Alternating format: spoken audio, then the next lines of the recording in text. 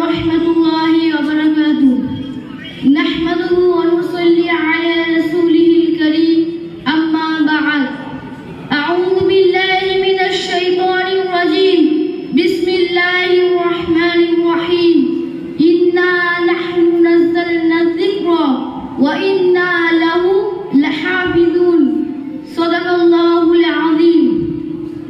सम्मानीय श्रोतामंडলী ও দিনিয়াত মুনাজ্জাম বক্তব্যের জিম্মেদার মহাশয়গণ এবং সম্মানীয় উলামায়ে কেরাম সকলকে জানাই আন্তরিক শুভেচ্ছা ও সালাম।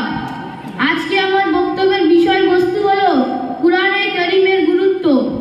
আল্লামা ইকবাল রাহমাতুল্লাহ আলাইহির কবিতা দ্বারা বক্তব্যের শুভ আরম্ভ করাটাই শ্রেয় মনে করছি। তু জাহিল सूफी और कामिल मोल्ला के फंदे में ऐसा फंसा है कि तूने कुरान मजीद से हिदायत देना छोड़ दिए। कुरान की आयतों से तुझे बस इतना ही कम रह गया कि जब तेरे बूढ़े की रूह अटक गई तो तू सूरा यासीन लेकर बैठ गया। इसमें कोई शक नहीं कि उसकी रूह आसानी से निकल जाएगी। मुझे अफसोस तुझ पर है कि जिसका एक एक लफ्ज जिंदगी देता है उससे भी तूने मरना सीखा है। जिस कुरान से तूने मरना सीखा काश उसी कुरान से तू जीना भी सीख लेता। कुराने करीम अल्लाह ताआलार ওই পবিত্র কালাম যেটা রাসূল করিম সাল্লাল্লাহু আলাইহি ওয়াসাল্লামের উপর অবতীর্ণ করা হয়েছে। বিগত আসমানি কিতাবের থেকে এর মর্যাদা এত বেশি যে আল্লাহ তাআলা নিজেই বলেছেন বিসমিল্লাহির রহমানির রহিম ইন্না নাহনু নাযালনা যিকরা ওয়া ইন্না লাহু লাহাফিজুন। আমি কুরআনকে অবতীর্ণ করেছি এবং আমি এর সংরক্ষণ করব। শ্রোতা মণ্ডলী, কুরআনে কারীম পূর্ণ হেদায়েত, শরীয়ত ও হিকমতের রাজ, কামিয়াবি ও সফলতার মাধ্যম, রহমত ও বরকতের খাজানা, উত্তম আমল, তাকওয়া, পরহেজগারি এবং হক ও বাতিলের মধ্যে ব্যবধান সৃষ্টিকারী, এই সমস্ত গুণাবলী সহ আল্লাহ তাআলা কুরআনে কারীমের প্রশংসা করেছেন। বিসমিল্লাহির রহমানির রহিম ইন্না হাযাল কুরআনা ইয়াহদি লিল্লাতী হিয়া আকওয়াম। অবশ্যই আল্লাহ তাআলা কুরআনে কারীমকে হেদায়েতের মাধ্যম বানিয়েছেন এই জন্য যে আমরা আল্লাহর কাছে হেদায়েত তলব করেছি আর আমরা নামাজের প্রত্যেক রাকাতে আল্লাহর কাছে চাই বিসমিল্লাহির রহমানির রহিম ইহদিনাস সিরাতাল মুস্তাকিম সিরাতাল লাযীনা আন'আমতা আলাইহিম। হে আল্লাহ, আমাদেরকে হেদায়েতের রাস্তায় পরিচালিত করো এবং তাদের রাস্তায় পরিচালিত করো যাদেরকে তুমি নিয়ামত দিয়েছো। শ্রোতা মণ্ডলী, কুরআনে কারীমের হেফাজতের দায়িত্ব আল্লাহ তাআলা নিজেই নিয়েছেন। এই জন্য কুরআনে কারীম কিয়ামত পর্যন্ত সংরক্ষিত হয়ে গেছে। হাজার হাজার লক্ষ লক্ষ হাফিজের বুকে কুরআনে কারীম সংরক্ষিত আছে। দিন-রাত লক্ষ কোটি কুরআনের ব্যাখ্যাকারী তার ব্যাখ্যায় রত আছে এবং আমাদের মতো অগণিত মাসুম বাচ্চারা মক্তব মাদ্রাসায় কুরআন শিখছে। তাদের মাধ্যমে কুরআনে কারীম হেফাজত হচ্ছে। কিন্তু ইসলামের শত্রু দিন-রাত কুরআন সম্পর্কে বিভিন্ন মতানৈক্য বিষয় সামনে নিয়ে আসছে। তারা বিভিন্ন ক্ষেত্রে কুরআনকে মিথ্যা প্রমাণ করার ব্যর্থ চেষ্টা চালিয়ে যাচ্ছে। তারা মানুষের মধ্যে বিভ্রান্ত সৃষ্টি করার চেষ্টা চালিয়ে যাচ্ছে।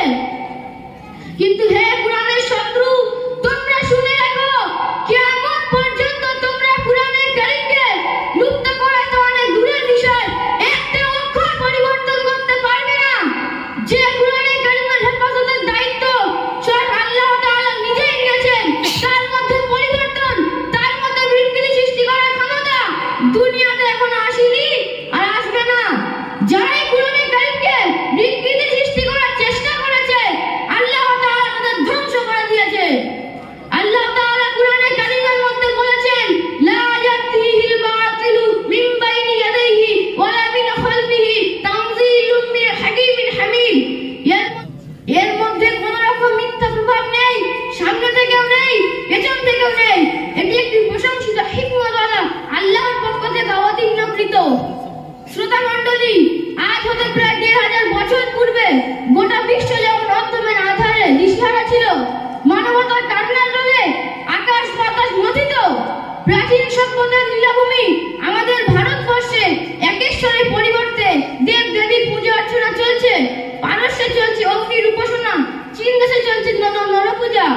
আবার খ্রিস্টান ধর্মে ঈসা আলাইহিস সালামের দিন ধর্মকে বিসর্জন দিয়ে তৃতীয়বাদের গোলকধাঁধায় ফেসে গিয়েছে।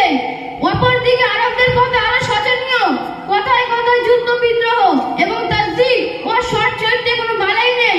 ঠিক সেই সময় কুরআনে কারীমের অবতরণ ঘটে। কুরআনের স্পর্শ পেয়ে বিশ্ব নজর পরিবর্তনের এক আলোড়ন সৃষ্টি হয়। অল্প দিনের মধ্যে রাজ করতে থাকে মানুষের অন্তরে, রাজ সিংহাসনে বদলে দেয় মানুষের চরিত্র। নির্দয়কে দয়াশীল এবং শত্রুকে মিত্র, মুসলিমকে একত্ববাদ, উচ্ছৃঙ্খলাকে শৃঙ্খলা প্রিয় এবং দুষ্টকে শান্ত করে দেয়। এই পবিত্র কুরআন নারীদের সম্মান ও অধিকার দিয়েছে, বিধবাদের মুখে হাসি ফুটিয়েছে, অনাথ এতিমদের সাথে সৎ আচরণ করার আদর্শ শিখিয়েছে। এবং কুরআনে কারীম বলেছেন, ফাআম্মাল ইয়াতীমা ফালা তাকহার, মানুষকে দাসত্বের বন্ধন থেকে মুক্তি দান করেছে। ফুটন্ত গোলাপের ন্যায় কন্যা শিশুকে জীবিত দাফন করে দেওয়ার মতো জঘন্য প্রথাকে চিরতরের জন্য লুপ্ত করে ঘোষণা করেছে। ওয়াবিল ওয়ালিদাইনি ইহসানা ওয়ালা তাকতুলু আওলাদাকুম মিন ইমলাক। এক কথায় আমরা বুঝতে পারি যে আল্লাহর নৈকট্য লাভের একমাত্র মাধ্যমই কুরআনে কারীম। তাই আমাদেরকে কুরআনে কারীম শেখা এবং সেটাকে বোঝা এবং তার উপর যথাযথ